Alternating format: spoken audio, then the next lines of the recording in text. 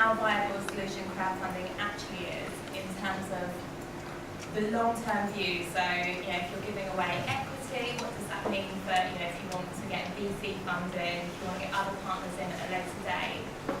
It'd be great to hear what you guys think about that. I can just say that in terms of VC funding, it's actually a really positive thing. I don't think a lot of VCs would discount previously crowdfunded startups, whether it's for equity or even better yet, sort of the Kickstarter model, where it's just for some sort of goods in exchange or just a straight pledge. And in fact, MA Capital, we have one company that did go and execute a successful crowdfunding campaign even after raising VC funding. So they're actually part of ours in ProFounders portfolio, and it was a company called Portalarium. They went out and did a Kickstarter campaign, raised $2.5 million, and all the VCs couldn't be happier as well as the company. It's just a bigger war chest, basically. Yeah, I think it's a great thing. I think it's growing the market, right, which is a good thing for everyone. I think when I was doing fundraising in 1999, it was exciting then. But I think the market's kicked on exponentially in 20 years. So it's a real shot in the arm for digital startups that crowdfunding's come along. I think the confusion piece for all you guys out there is there's so many platforms, and they're driven by location specific, focus specific. Kickstarter's quite broad. You've got incubators, you've seed camp, you've tech hub, ad infinitum. It's a great thing, isn't it? Surely for the market. I think the danger of that is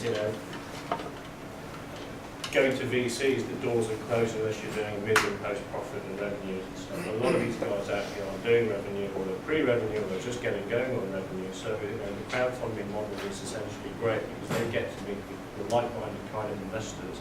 We have a real passion, a genuine passion for the sector that they're actually looking to raise money as well. So we're seeing more of that, and we'll talk about SEIS and EIS funds and other kind of channels to money as well tonight. But I think the crowdfunding thing is great.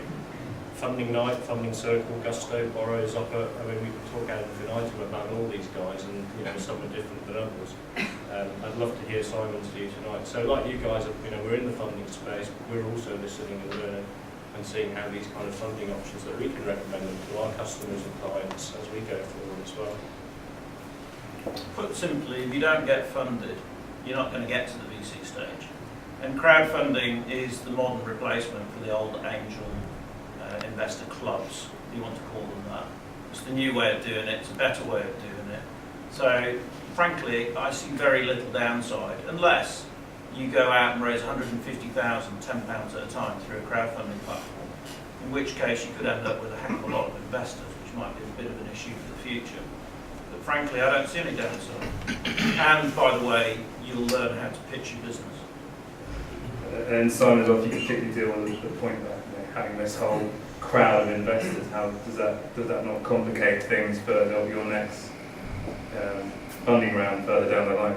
Yeah, well, I mean, these guys from the traditional VC world said all positive stuff, so I might as well say something negative as a crowdfunding platform myself, just to throw it out there. But firstly, if you're a VC deal, you're going to get VC funding. But most of us aren't VC deals in most cases. VC deals are looking for a very particular type of business. And the most important thing with VC funding is you have to create a competitive market. And if you are a VC deal, you can create a competitive market. The challenge is when you're not a VC deal, when you're trying to persuade yourself to be a VC deal. Now, in terms of how the VCs judge, I'll say something slightly different. You can split the world into two right now. You've got people that believe that crowdfunding is a part of the future, and you've got people that are scared of crowdfunding as part of the future. And there's no doubt that some traditional investors won't invest through a crowdfunding platform. We've experienced it ourselves.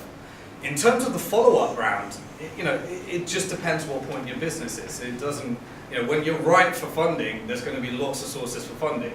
It's the early stage that's a little bit trickier, because then you've just got your belief, your early team, you haven't got all the off-balance sheet assets, you haven't got the necessary traction. And one thing that's really important as well to understand is that crowdfunding isn't actually an easy replacement for angel investing or venture capital. There's actually quite a lot of graft that goes behind making a crowdfunding campaign work. And that's really important to understand. It's not easy money.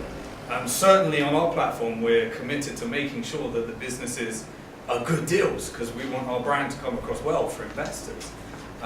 So we do a pretty, a rigorous process to make sure you get yourself investment ready as well.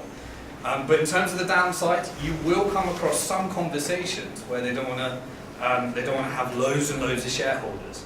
So one of the important things that we'll do with customers is we'll structure their company whereby they have the correct lower shareholders have the correct shares, that it doesn't disrupt any kind of future funding round.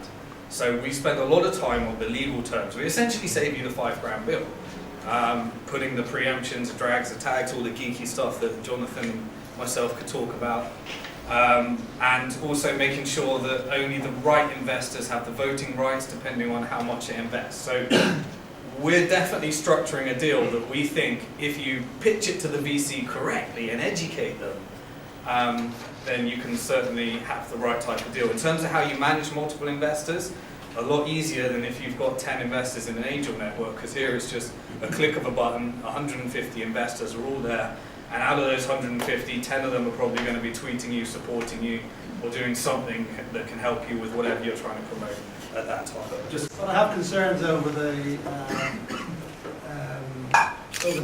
investment side of crowdfunding, in the sense that is this like the new Madoff that's going to happen in a few years' time? There's no transparency and there's no controls over the investment from the side of the investor. So I can see it from the point of view of the entrepreneur. I think it's a great idea. But from the investor side, I can see a lot of pain and a lot of grief in the future. So how do you make sure that they actually spend the money on the business?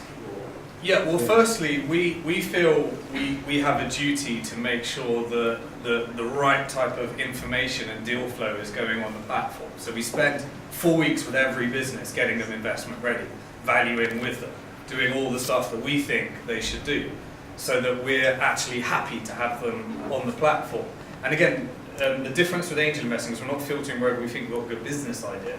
We're filtering that you get yourself investment ready and you communicate your business in the correct way. So from the perspective of investors, I think crowdfunding is creating a new asset class. We're certainly not saying if you're going to invest 10, 20 grand, just do it online, or we'd suggest that you meet those entrepreneurs. All we're doing is we're facilitating the process, and it's up to the investor whether they do due diligence or whether they don't do due diligence, or whether they're willing to invest 100 quid, whether they're willing to invest 10 grand. It's completely up to the investor. All I will say is that if an entrepreneur pitches you as an investor, they're not going to sit there and say, did you know there's no secondary market? Did you know that this is high risk, high return? Did you know that you should diversify across different things? So we feel that the investor is getting more of an education. If you're talking about, and I suppose we've got to distinguish between sophisticated investors and people that are new to the market and the new money that we're bringing in for the entrepreneurs. And if a sophisticated investor wants to do the exact same due diligence, then you can just administer it through this platform. All we're doing is we're opening up new forms of money to be entered into this entrepreneur market. Now, is it still high risk, high return? Yes. We're not changing anything about the risks. We're just warning people of the risks, and we're allowing new people to do that in a world where it's perfectly okay for you to invest 500 quid in the bookies, but somehow it's not okay to put 500 quid in support of business.